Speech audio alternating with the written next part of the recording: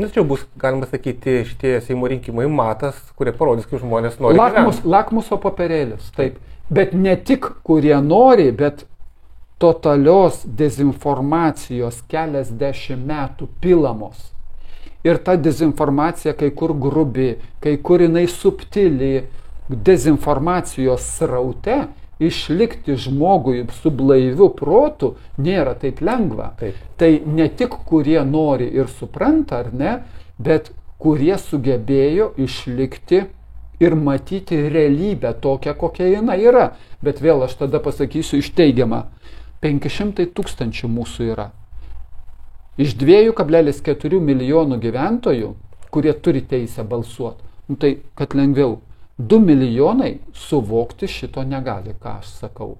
Bet 500 000 yra vis tiek labai didelė jėga Lietuvoje ir į juos pirmiausia aš ir galiu kreiptis. Bet į juos ir yra taikomas įskaldoma jie. Tai sąmonė, nu tai sistemai veikiant taip ir turi daryti. Visi įmanomi agentų. Taip ir turi daryti. Šitą reikia tiesiog nusiteikti. Tai sistemos darbas. Taip. Ir užtat atsiranda, nu, jūs paminėjot. Tai tada visokios Erikos, moteriškės, kurios pradeda pasakoti pasakas kažkokias, Dieve. Bet jūs turėtumėt būti vienam lauke realiai.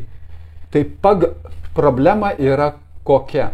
Yra bendra kryptis ir idėja. O paskui yra asmeninės savybės įvairios. Ir kai žmogus idėją nori panaudoti savo asmeniniam labui, tai jisai jau nėra idėjinis. Jisai tik tai, kad, tarkime, idėja gera, ar ne? Bet jam idėja gera tol, kol jisai gali panaudoti savo asmeniškai. O jeigu asmeninio intereso nėra, tai tada jam idėja nereikalinga. Tai tokie palaikytojai, čia aš apie Erikos požiūrį, ar ne? Tokie palaikytojai yra iki pirmo kampo, iki pirmo išdavystės žingsnio. Bet jais negalima pasitikėti. Bet net labai keista iš tikrųjų, nes aš esu gavęs leidimą paviešinti iš to pačio jų pirmininko Algirdo Paleckio. Tik jisai iš jūs balsavo prezidento rinkimuose ir, kiek supratau, ir Seimo rinkimuose balsuos už jūsų sąrašą. Tai jie turėtų laikytis drausmės tokios bendros. Nu tai, bet ten nėra, ten negalima taip sakyti, ten vis tiek autoritetas yra. Nu taip, kam autoritetas, kam ne. Aš manau, kad Algirdas Paleckis mano mintim, aš su juo nekalbėjau, kai jisai dabar tam kalėjime atsidūrė. Bet mano mintim, aš manau, kad jisai 99 ar 98% neabejotinai pritarė, o esminiam, svarbiausiam mintim aš esu įsitikinęs, jisai 100% pritarė. Kitas klausimas gali būti, ar čia šiandien ir rytoj tokiu aspektu reiktų pateikti. Čia yra technologinis klausimas, ar ne? Bet tai dėl šito galbūt su Algirdu Paleckiu mes pasiginčytumėm, aš nesu specialistas marketingo, ar ne?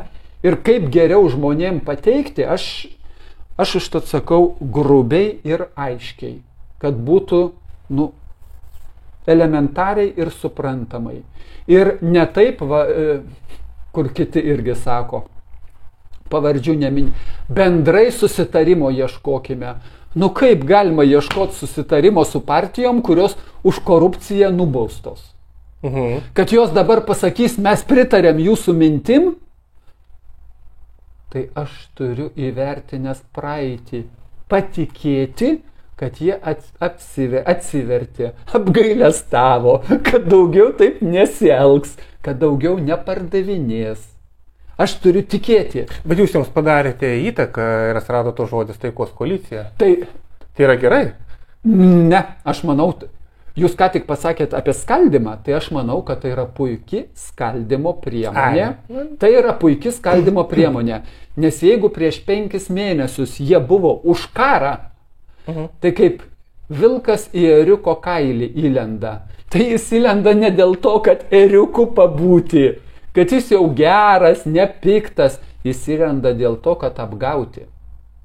Ir antras žmogus toj koalicijoje, nu nekalbėsime apie Uspaskichą. Uspaskichas taigi net neslepia, jis biznį daro. Ir iš politikos biznį galima labai gerą padaryti. Ir jis net neslepia šito. Antras žmogus irgi, nu, yra paklausi prekė dabar taika, tai pasivadinsim taika. Krabų koaliciją reiks, padarysim krabų koaliciją. Danas Arlauskas. Antru numeriu. Aš apie jį turiu irgi medžiagos, kaip jis pas laidoje viešai sakė, kai buvo COVID-as. Jisai dar nuo darbdavių asociacijos, kad žmonės, kurie nesusivakcinuos ir išeis į darbų biržą, iš jų reikia timti visas išmokas.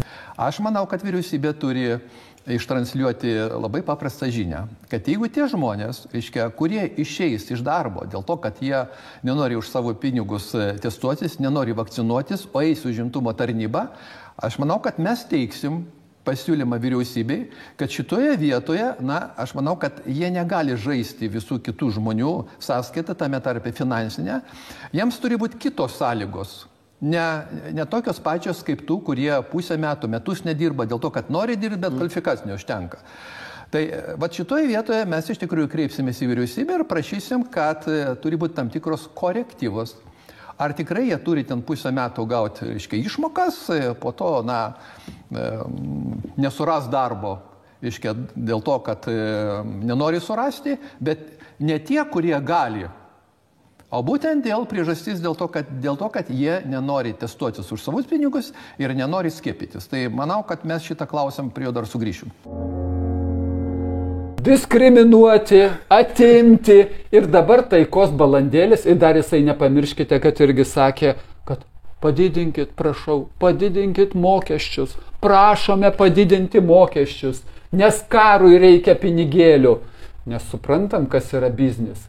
Tai nekalbam apie tai, kad vilkas įlindęs į ėriuko kailį pasidaro ėriuku.